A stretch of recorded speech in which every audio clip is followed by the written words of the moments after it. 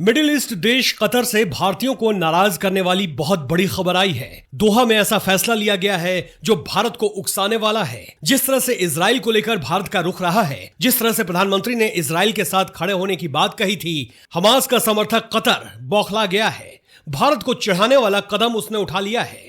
खुद को जिहादी मुस्लिम देशों का पैरोकार मानने वाला कतर जिस तरह से पाकिस्तान को तवज्जो देता रहा है, उसमें ऐसा होना लाजमी ही था। पहले जान लीजिए खबर क्या आई है। कतर में 8 भारतीयों को जासूसी के आरोप में मौत की सजा सुना दी गई है। विदेश मंत्री एस जयशंकर का यह ट्वीट बता रहा है कि भारत हर तरह से सजा पाए 8 भारतीयों को छुड़ाने की कोशिश में जुट गया है। कतर के सुल्तान की तरफ से एक प्रेस रिलीज भी जारी किया गया। क्या है पूरा मामला, आपको बताते हैं, लेकिन अगर आप चैनल पर नए हैं तो चैनल को सब्सक्राइब करना ना भूलिएगा।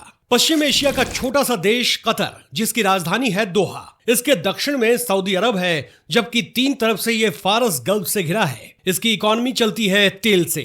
पर कैपिटा इनकम के हिसाब से अमीर देशों में यह दूसरे नंबर पर आता है। लेकिन सवाल उठता है, आखिर आनन फानन में वहां काम करने वाले 8 भारतीयों को फांसी की सजा क्यों दे दी गई? कतर इस पूरे मामले को काफी गुप्त तरीके से हैंडल कर रहा था। द हिंदी एडिटर न्यूज की तफ्तीश में सिर्फ ओमान के एक अखबार टाइम्स ऑफ ओमान में यह खबर छपी, वो भी भारतीय न्यूज एजेंसी ANI के हवाले से। अंदाजा लगाना मुश्किल नहीं कि शरिया कानून से चलने वाले देश कतर की नीयत भारत वाले इस संवेदनशील मसले पर क्या रही होगी। जिस तरह से इन 8 लोगों को जासूसी के आरोप में सजा दी गई है, वो भी हैरत में डालने वाली है, क्योंकि किसी कंपनी में एक आध का जासूसी करना तो समझ आता है, लेकिन पूरे 8 लोग, वो भी विदेशी धरती पर, एक ही देश के, ये समझ से परे है। खबर जब शुक्रवार को इंडियन मीडिया की हेडलाइन बनी तो कतर की तरफ से गाजा में युद्ध विराम को लेकर जयशंकर की तस्वीर के साथ ये प्रेस रिलीज जारी कर दिया गया। विदेश मंत्री एस जयशंकर का ट्वीट भी देखिए। बातचीत बेहद सौहार्दपूर्ण रही है। तो क्या ये माना जाए कि भारतीय जल्द वहां की जेल से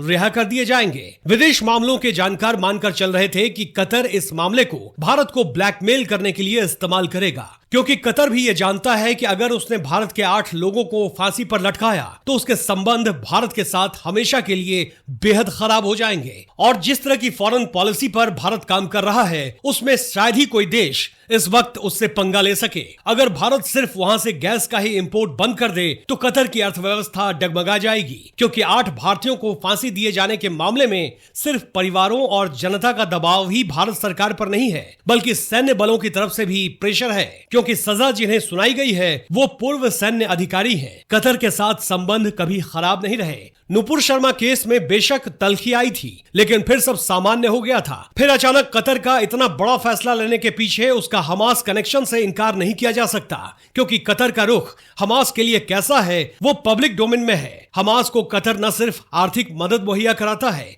बल्कि हमास का चीफ भी कतर में ज्यादातर समय गुजारता है। जाहिर है, इजराइल को लेकर भारत के नरम रवैया से बौखलाए कतर ने यह फैसला क्यों लिया, यह समझना मुश्किल नहीं। आपको यह रिपोर्ट पसंद आई तो लाइक करना ना भूलें।